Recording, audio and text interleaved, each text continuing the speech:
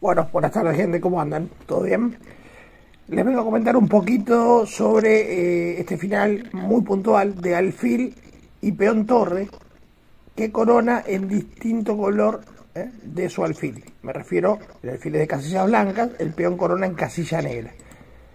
Este final es tablas normalmente, pero tiene tres excepciones que se las voy a mostrar ahora y la que vamos a ver es la primera. Lo primero que tenemos que saber antes de ver las excepciones es por qué es tabla. Es tabla, por ejemplo, si el rey negro alcanza cualquiera de estas casillas. En este caso, perdón, cualquiera de esas cuatro casillas. En este caso le toca al blanco.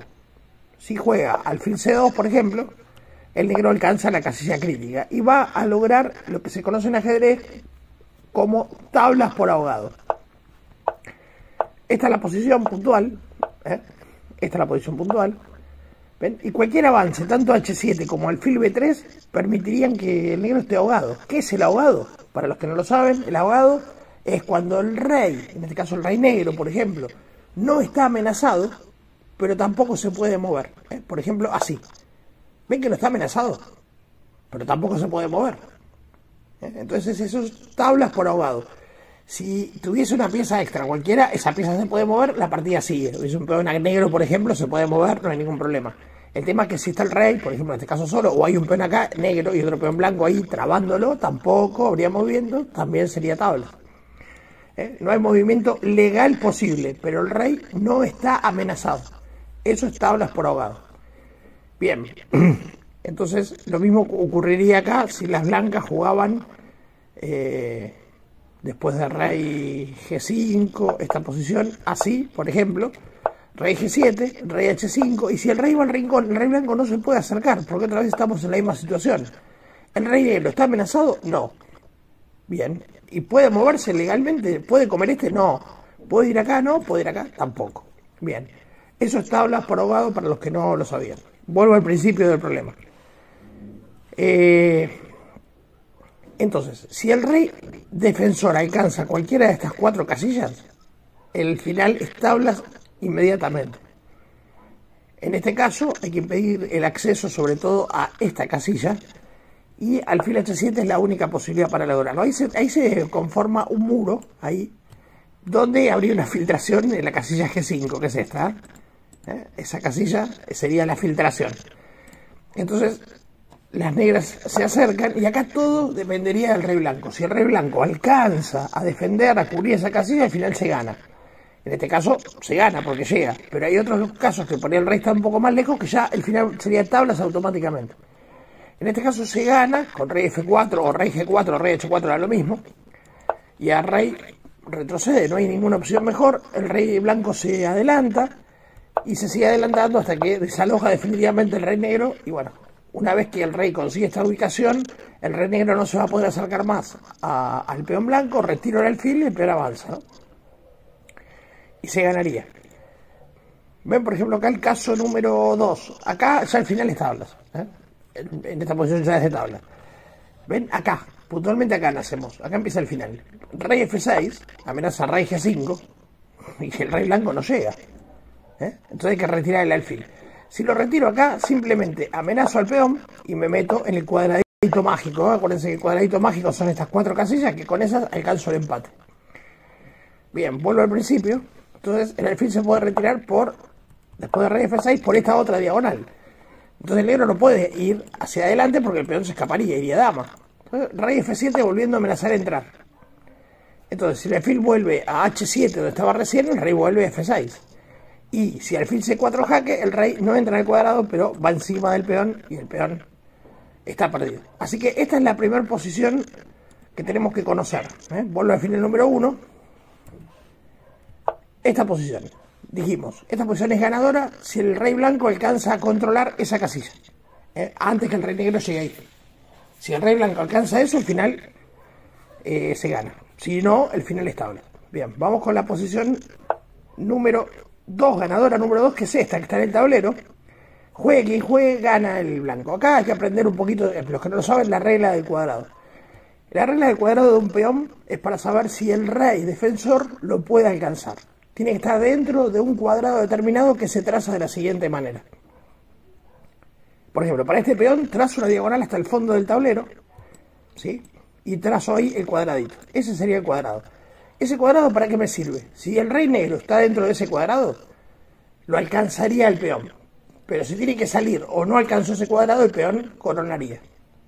Bueno, acá es un momento importante. Si ustedes captan lo que se conoce en ajedrez como Zugzwang, el Zugzwang es cuando uno tiene la obligación de mover y pierde por justamente tener la obligación de mover. Se salvaría si pudiera pasar. En este caso puntual, las negras tendrían que mover, si le tocara a las negras, y tendrían que jugar esta o esta. No tienen más jugadas. Cualquier caso de esos dos, el peón se aleja porque el rey se fue del cuadrado. Entonces, cualquier jugada del blanco que no altere la posición, ganaría. Por ejemplo, alfil D5 lo estaría ganando. Alfil D5 estaría ganando. También estaría ganando, por ejemplo, X jugada, como decíamos, rey B1 estaría ganando. Esas jugadas ganan porque le toca mover al negro y está en Zugzwang. Tiene que mover el rey y el peón corona. Pero bueno, las jugadas que no alteran, esta jugada por ejemplo sí altera porque me comen el alfil, esta es lo mismo, me comen el alfil.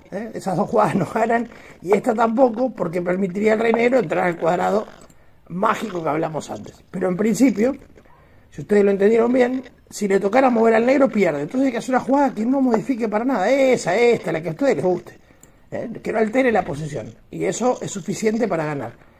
Por ende, en el tablero, posición ganadora número 2. Y por último, esto que ven acá, que es la posición ganadora número 3.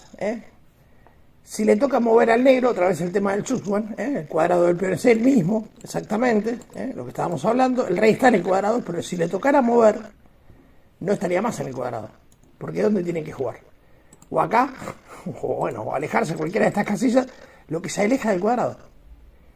Entonces, a ustedes si ahí captaron la situación de Zugzwang, cualquier jugada que haga el blanco, rey, alfil acá, etcétera, rey, todas esas jugadas ganarían inmediato. Hay que jugar, por ejemplo, el alfil no ponerlo que me lo coman, pero y moverlo, por ejemplo, si quiero moverlo, pero controlando esa casilla. Pero bueno, cualquier jugada, rey acá atrás, la que a ustedes les guste gana, porque el rey, solo el rey negro tiene que mover y termina perdiendo. Posición ganadora número 3. Y tenemos por último una posición de tablas muy simple, que es lo que yo les mostré al principio. El rey alcanza muy fácilmente la casilla, el cuadradito mágico, ¿no? Y acá, una vez que eso pasó, no hay ninguna posibilidad más. Inclusive que jugara el blanco tampoco hay posibilidades, porque aunque haga esto, ya lo vimos, rey acá, yo traigo el rey y él sigue trayendo el rey amenazándome entrar ahí. Y tengo el rey lejísimo para poder impedir eso. Por ende también sería tablas. Hasta acá la teoría de esto. No hay demasiado más con esto, pero les voy a poner 2 o 3 posiciones para que lo entendamos. Sobre todo las 2 primeras son muy fáciles, la tercera es complicada. El primero es un final de Infantoxis, un compositor desde el año 1974, el final compuesto. Generalmente estos finales compuestos tienden a, esta es la posición inicial, tienden a resaltar y justificar todo lo que dijimos en la teoría. En la mayoría de los casos los finales están muchas veces compuestos para esto, para asentar lo que por ahí no pasa en una partida viva, que pase en este tipo de finales para conocer, profundizar mejor los temas. Bien, juega el blanco, rey F4, el peón corre, rey E3, corre el peón, rey D2, el peón corre, y ahora el blanco tiene que meterse en el cuadrado del peón, y tiene 3 posibilidades, A, B y C. Bien, 2 pierden y 1 empata. En el caso les diría, a pausa en el video, y traten de entender, a ver, cuál es la mejor de las opciones. Bien, la mejor de las opciones es jugar rey C2. Ahora la vamos a mirar. Rey C3 pierde en el acto porque no es amenaza ni comer el alfil ni entrar al cuadrado. Entonces el negro tiene tiempo de hacer esto. Y cuando el blanco reacciona para tratar de meterse en el cuadrado, el negro lo impide. Y cuando viene el contraataque, el tiempo que regalamos recién es decisivo porque el rey controló la casilla de contragolpe. Y las negras ganan, ¿no? Bien. Por otro lado, si jugamos rey C1, se produciría otra de las posiciones ganadoras, que es la número 2, con esta jugada, simplemente con esa jugada. Le corto el camino al rey blanco, el peón se ocupa del resto, y el rey se tiene que alejar y el peón se corona. La única jugada que empata es rey C2, muy buena, amenaza entrar en el cuadrado, no hay más remedio que impedirlo, y rey C3 amenazando esto. Y ese tiempo es decisivo, el rey negro no llega a evitar el contrajuego del rey blanco. Así que el final termina en tabla. Por otra parte, tenemos un final de Troitsky, que es esta posición, que bueno, acá hay una serie de jugadas. Yo le digo, como siempre, pausen el video, a ver qué les parece la mejor jugada para las blancas. Y tratando de aplicar todo lo que vimos antes, ¿no? Bueno, la jugada ganadora es alfil E6, es la mejor de las jugadas.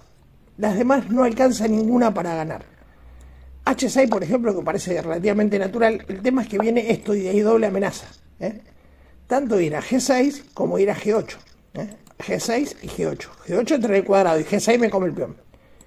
Yo puedo evitar una, pero no las dos. Bien.